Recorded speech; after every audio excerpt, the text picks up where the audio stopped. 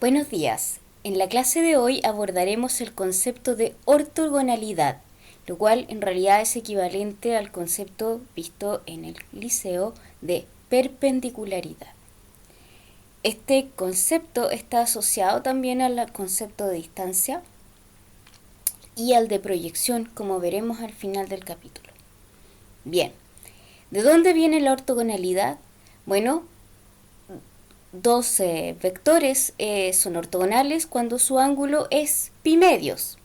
Y nosotros aprendimos a calcular ángulos en el capítulo pasado cuando vimos la desigualdad de Cauchy-Schwarz. Entonces allí vimos que este cociente que tenemos acá puede representar perfectamente un coseno, puesto que se trata de un número que varía entre -1 y 1.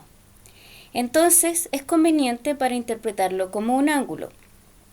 Por lo tanto, vamos a adoptar como definición que dos vectores son ortogonales cada vez que el producto interno entre ellos sea cero.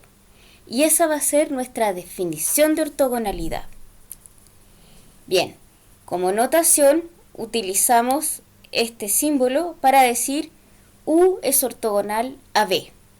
Bien, eso es entre dos vectores, pero también nos vamos a permitir definir la ortogonalidad en un conjunto de vectores. Entonces vamos a decir que un conjunto es ortogonal como conjunto cuando, primero que nada, todos los vectores son ortogonales entre sí. Todos los pares de vectores que yo puedo formar resultan ser ortogonales. Y además vamos a exigir que ninguno de los vectores sea el vector nulo. Esto último es importante, puesto que el vector nulo producto interno con cualquier otro vector siempre da 0. Por lo tanto, decir que el nulo es ortogonal a alguien no es interesante, es algo que siempre se cumple. Entonces, no es una propiedad. Por lo tanto, lo excluimos de cualquier conjunto que queramos llamar ortogonal. Esta entonces es una definición nueva. Y finalmente, asociada y muy parecida a este, es la noción de ortonormalidad, que en el fondo lo que quiere decir es que el conjunto es ortogonal, pero además cada uno de sus vectores es de norma 1. Es decir, son todos vectores que tienen igual norma igual a 1, y además son todos ortogonales entre sí. Bien.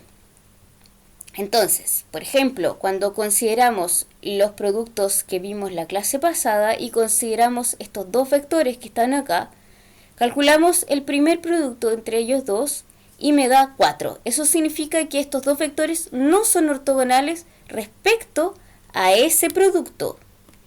Sin embargo, si calculamos el producto respecto al otro producto, resulta que da 0. Entonces estos vectores son ortogonales respecto al producto asterisco, pero no son ortogonales respecto al producto usual. Lo cual es muy importante porque a diferencia del colegio en que la perpendicularidad era una noción absoluta, en esta materia la perpendicularidad es algo que está relativo al producto interno. Cambiamos de producto interno, cambian los vectores que son ortogonales entre sí. Bueno. Todo esto es muy práctico porque va a permitir adaptar toda nuestra geometría si es que cambiamos el producto interno. Y como dijimos, distintos productos internos pueden tener un interés particular. Bien, entonces ahora veamos el otro concepto. ¿Qué es lo que significa que un conjunto sea ortogonal? Entonces, un conjunto va a ser ortogonal cuando todos los pares son ortogonales entre sí. Entonces, para esto nosotros simplemente calculamos el producto interno entre los dos vectores, puesto que esa es la definición de ortogonalidad. Calculamos el producto interno. Acá se trata de un producto interno sobre los complejos, por lo tanto tenemos que calcular el conjugado de las coordenadas del segundo vector. Lo hacemos con mucho cuidado y obtenemos que en el primer caso da 0. Ya. Entonces ahí calculamos el producto interno entre el primer y segundo vector. Después calculamos el producto interno entre el primero y el tercer vector. Lo hacemos con mucho cuidado y vemos que también da 0. Entonces tenemos entre el primero y el segundo y entre el primero y el tercero. Ya tenemos casi todas las combinaciones, nos falta ver entre el segundo y el tercero. Y ese es el otro producto que calculamos y también da 0. Entonces todos los productos dan 0. Ahora alguien podrá decir, no, pero ¿y si lo tomamos al revés? Es decir, si cambiamos el orden de los vectores. Bueno, al cambiar el orden de los vectores obtenemos el conjugado. Pero el conjugado de 0 es 0. Entonces la noción es robusta ante el orden. Da lo mismo el orden en que yo lo escribo, de todas maneras, si son ortogonales, van a ser ortogonales. Bien. Bien, entonces al haber probado todas las combinaciones entre estos vectores, podemos afirmar que el conjunto es ortogonal. Esa es la única manera de saber si es ortogonal. Si alguno de estos productos hubiese fallado, hubiese dado algo distinto de 0, entonces el conjunto no es ortogonal. ¿De acuerdo? Bien, la última noción, la noción de ser ortonormal, en este caso verificamos que no se cumple, y eso lo pueden hacer ustedes si es que calculan el producto de un vector consigo mismo. Si hacen eso, van a ver que el resultado no es nulo, y es más, tampoco es 1. Por lo tanto, el conjunto no va a ser ortonormal, pero sí ortogonal. ¿Ok? Bien. Ahora, el concepto de ortogonalidad es muy interesante. El primer resultado interesante que obtenemos es que si un conjunto es ortogonal, entonces también es linealmente independiente. En vista de lo que vimos en el primer capítulo, esto es sumamente interesante, puesto que la independencia lineal en general era algo complicado de demostrar. Por otra parte, es un concepto importante porque me permite definir la noción de base. Un conjunto que es linealmente independiente va a ser base del espacio que genera. Entonces, relacionar estos dos conceptos es interesante. La demostración acá en realidad no es complicada, basta tomar la ecuación de independencia lineal, que consiste en tomar una combinación lineal no trivial que me dé el nulo. Y aquí entonces hacemos aparecer el producto interno, haciendo producto interno de este vector por alguno de los vectores de la base, un vector u sub j. No cualquier vector, vamos a escoger un u sub j tal que el lambda que lo acompaña en este producto sea no nulo. Estamos suponiendo que tal lambda existe porque estamos suponiendo que los vectores no son linealmente independientes.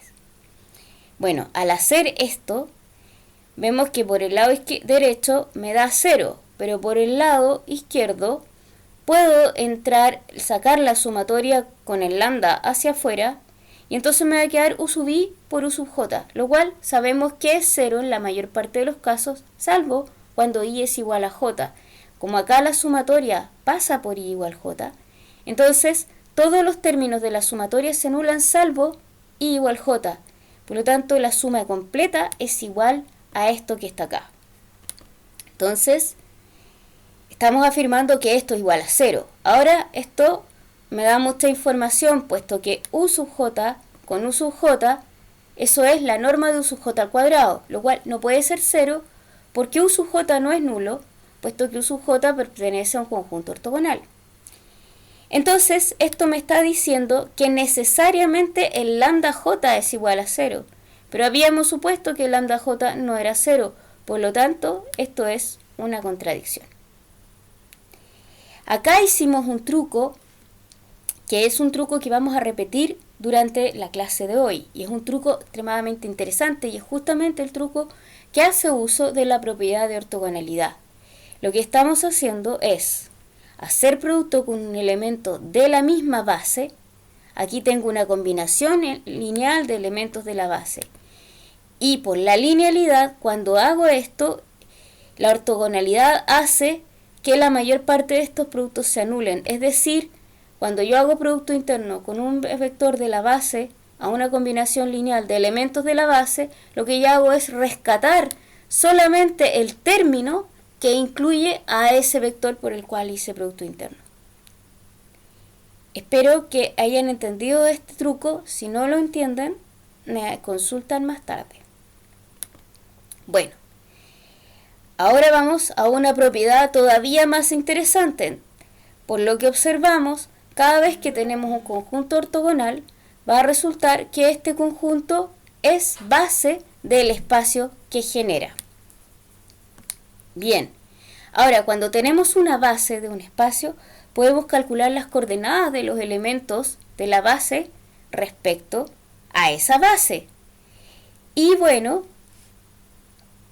resulta, y esto es lo que dice la propiedad, lo que afirma es que las coordenadas de un vector v dentro del conjunto U se calculan simplemente tomando el producto interno del vector v por cada vector u sub i dividido por la norma de u sub i al cuadrado. Bien, entonces eso me está diciendo que es muy fácil calcular las coordenadas de ese vector respecto a la base ortogonal. Solo tengo que calcular un par de productos internos. Y además, como si esto fuera poco, me da una fórmula fácil de calcular para el producto interno entre cualquier par de vectores del subespacio y que corresponde a hacer estas sumas de productos. Si se fijan, estas sumas de productos se parecen mucho al producto interno usual en los complejos. Imaginémonos que este es un numerito y entonces este es otro numerito. Este primer numerito está asociado a b, el segundo numerito está asociado a w. Y entonces lo que yo estoy tomando son los números asociados a b multiplicados por los números asociados a w y todo eso sumado.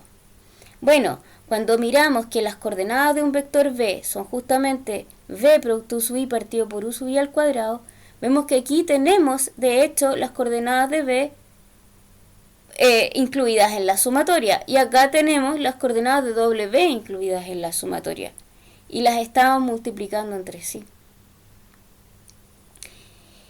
Bien, entonces esto es una fórmula que me hace más fácil y que me dice que de alguna manera cuando tenemos una base ortogonal, el producto interno entre cualquier par de vectores del subespacio se puede calcular como el producto interno usual de las coordenadas de esos vectores del subespacio.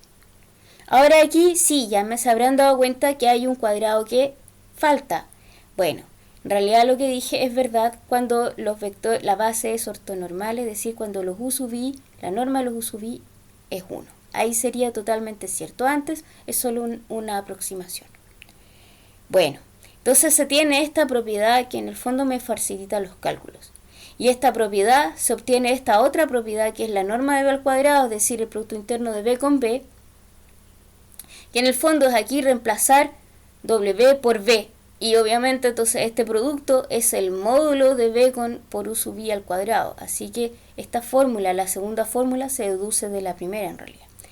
Entonces en la demostración aboquémonos solamente a probar que las coordenadas son estas y a probar que este producto se cumple.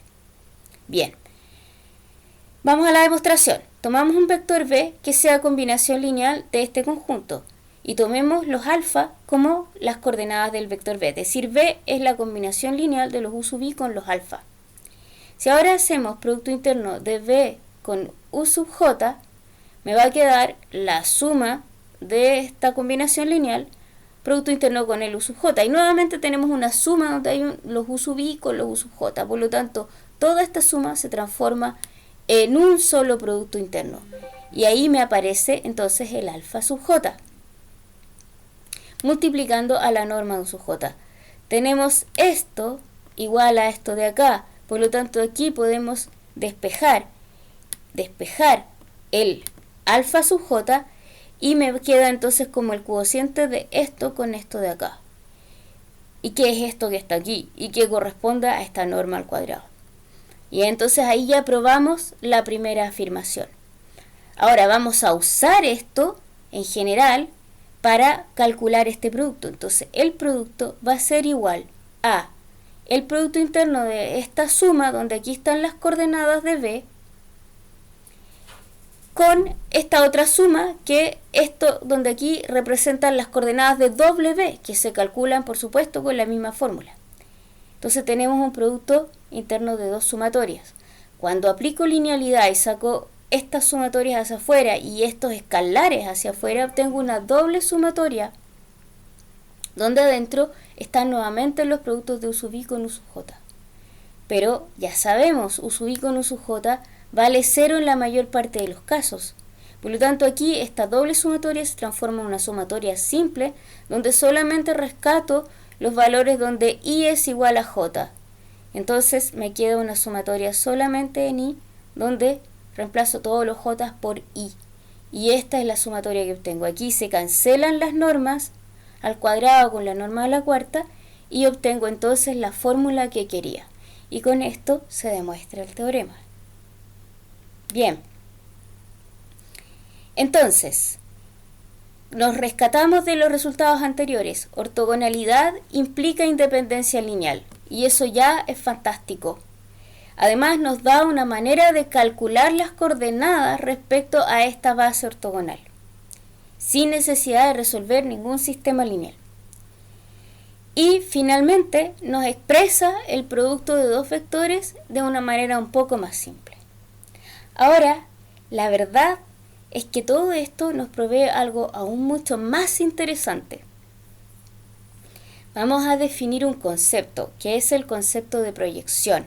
Este concepto es muy amplio y se define en todos los ámbitos de la matemática y es extremadamente útil a la ingeniería.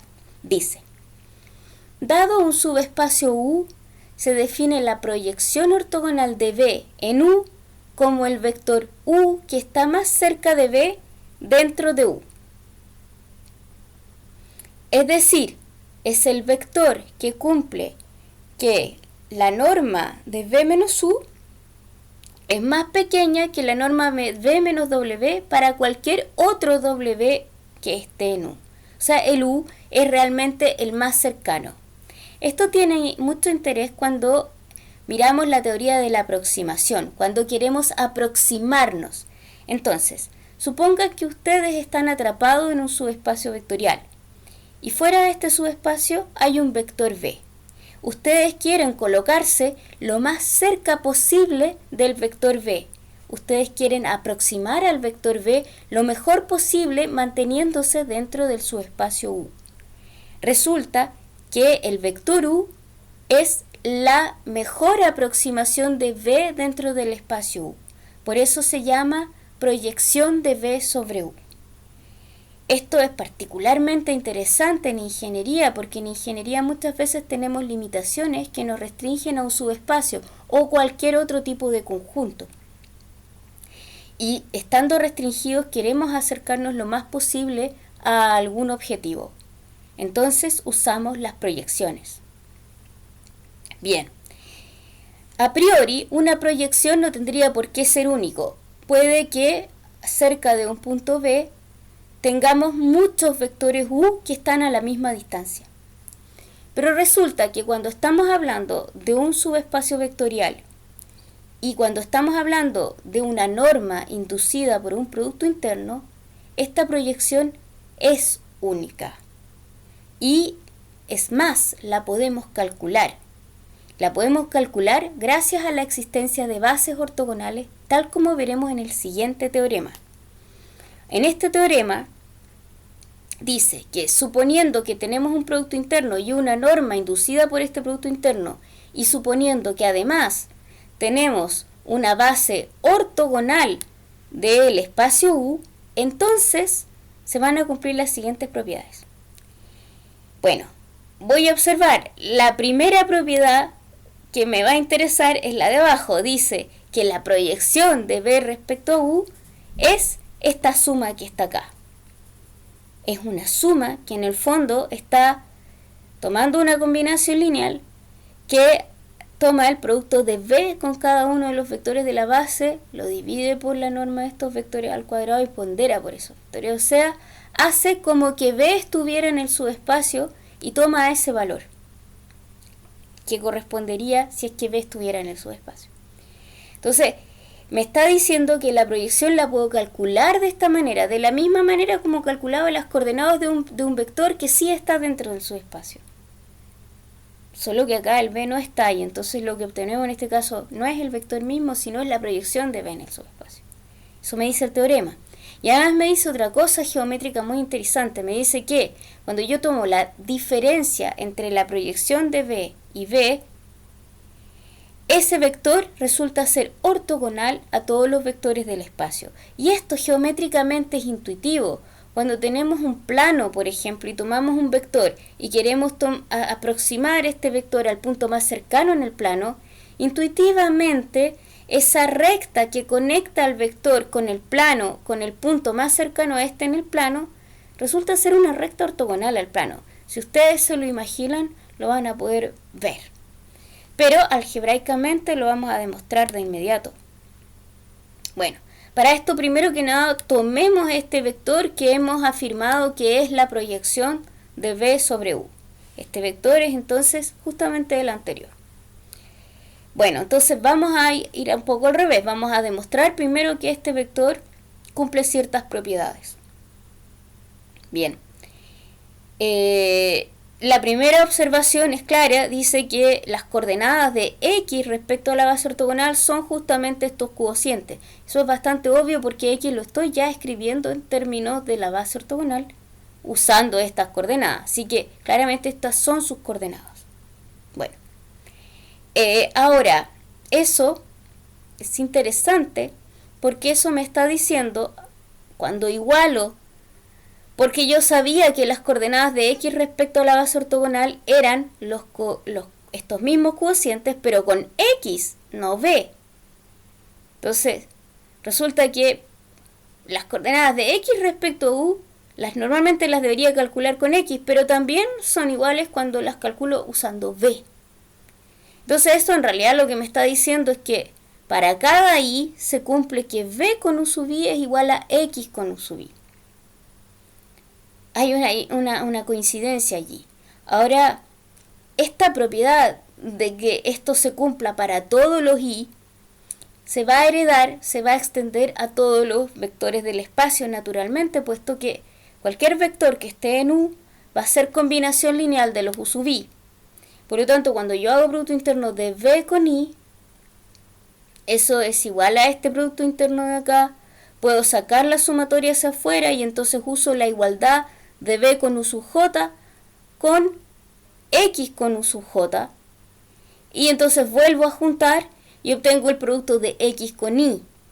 Entonces la propiedad, esa igualdad que se cumple con los vectores de la base, se extiende a todos los vectores del espacio porque estos vectores son combinaciones lineales de la base. Ahora esto es particularmente interesante porque el hecho que B producto Y o X producto Y sean iguales implica que B menos X producto Y es 0. Y esto está relacionado con la ortogonalidad. Esto me dice que B menos Y es ortogonal a U sub I, que es justamente la primera propiedad que queríamos demostrar acá. Bien, ahora nos falta demostrar la segunda propiedad. Bien, pero esa propiedad se va a heredar justamente de esta misma. ¿Por qué? Vamos a utilizar el teorema de Pitágoras. El teorema de Pitágoras era válido cuando yo tenía dos vectores ortogonales. Entonces, veamos que el vector B menos W se puede escribir como B menos W más B, como B menos X más X menos W. Lo descompongo de esa manera. Pero entonces X menos W está en U, porque W lo tomé en U, X está en U, entonces X menos W es un vector de U. Entonces X menos W yo lo podría tomar como Y, podría decir que Y es igual a X menos W. Entonces B menos X es ortogonal a X menos W. Entonces lo que estoy diciendo es que B menos W se descompone en suma de dos vectores que son ortogonales entre sí. Justamente lo que ocurría en el caso del teorema de Pitágoras, en que la hipotenusa es la suma de los catetos. Entonces, Pitágoras dice que el cuadrado de la hipotenusa es igual a la suma de los cuadrados de los catetos. Ahora esto, en particular, me está diciendo que esta suma es mayor o igual que uno de los catetos, es decir, el cuadrado de la hipotenusa es más largo que el cuadrado de uno de sus catetos, es igual a la suma de los catetos, por lo tanto es mayor que uno de sus catetos. Eso significa que toda hipotenusa es más grande que uno de sus catetos, y esto en realidad más que Pitágoras es un teorema de geometría básico que relaciona los triángulos rectángulos. Bueno, estos triángulos de acá no son rectángulos porque son productos internos arbitrarios, extraños, en espacios raros. Por lo tanto, esta demostración algebraica era necesaria. Pero esto que está aquí, si nos fijamos, es justamente decir que X es la mejor aproximación porque X está en U y está más cerca de B que cualquier otro elemento en W, lo cual concluye nuestra demostración. Bien, entonces, a modo de conclusión, vayamos viendo la parte geométrica. Tomemos, por ejemplo, un subespacio U, en este caso una recta, generada por un único vector U. Un único vector U es una base ortogonal, puesto que no necesito hacer producto interno de él con nadie porque no hay nadie más en la base. Entonces, el U es una base ortogonal. Si yo tengo el vector B, el vector X sería el vector más cercano de la recta a B. Resulta que el ángulo que forma el trazo XB con la recta U es un ángulo rectángulo. Y este vector X yo lo calculé usando la fórmula que antes dije, la proyección de B sobre U, que en este caso sería el producto de B con U partido por la norma al cuadrado de U multiplicado por U. Si hacemos los cálculos para los números que tenemos acá, que los habíamos dado en transparencias anteriores, resulta que obtenemos esto. Y ese es justamente el vector X. ¿De acuerdo? Bien, entonces este es el sentido geométrico que uno puede obtener cuando estamos ante el producto interno usual. Cerrando, vamos a retener que nos interesan las bases ortogonales porque estas permiten grandes propiedades. Vamos a ver durante la próxima clase un método para obtener una base ortogonal de cualquier subespacio de dimensión finito. Ese es el método de Gram-Schmidt. Bueno, también vamos a concluir que dado que cualquier base ortogonal, o sea, cualquier conjunto ortogonal es base, entonces el conjunto ortogonal más grande que puedo encontrar en un subespacio tiene tantos elementos como la dimensión del subespacio. Entonces allí hay una limitante. Por ejemplo, en R3, la triada de vectores que definen los ejes coordenados, resulta que es una triada ortogonal, un conjunto de 3 vectores ortogonales. No voy a poder encontrar un cuarto vector que sea ortogonal a todos ellos 3 simultáneamente, justamente por este teorema que acabamos de ver. Luego, para calcular las coordenadas de un vector respecto a una triada ortogonal, basta con calcular el producto interno de el vector con cada uno de los vectores de la triada. Y para calcular la proyección de un vector sobre un subespacio que ya posee una base ortogonal, basta aplicar la fórmula. Ahora bien, necesitamos la base ortogonal para poder hacer esto. Si aplicamos la fórmula sobre una base que no es ortogonal, la fórmula no va a ser correcta y no me va a otorgar la proyección. Entonces es muy importante obtener primero una base ortogonal. Y eso es lo que veremos la próxima clase. Bien, hasta aquí vamos a dejar la clase de hoy. Gracias.